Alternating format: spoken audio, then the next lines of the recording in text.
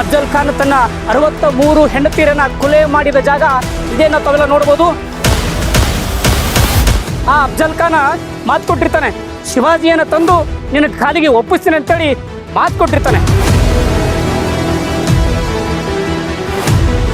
ಛತ್ರಪತಿ ಶಿವಾಜಿ ಮಹಾರಾಜರ ವಿರುದ್ಧ ನಾನೇನಾದರೂ ಯುದ್ಧದಲ್ಲಿ ಸೋತ್ರೆ ನನ್ನ ಹೆಂಡತಿಯರು ಬೇರೆದವನ ಪಾಲಾಗಬಾರ್ದು ಅಂತ ಒಂದು ದುರ್ಬುದ್ಧಿಯಿಂದ ಆ 63 ಹೆಂಡತಿಯರನ್ನ ಕೊಲೆ ಮಾಡಿ ಇದೇ ಜಾಗದಲ್ಲಿ ಹೋಗ್ತಾನೆ.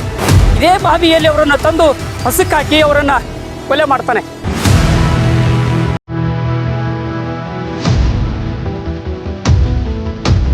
ತಾಯಿ ತುಳಜಾಭವಾನಿ ಆಶ್ರಮದಿಂದ ಶಿವಾಜಿ ಮಹಾರಾಜರು ಆ ಯುದ್ಧದ ರಣರಂಗದಲ್ಲಿ ಗೆಲ್ತಾರೆ.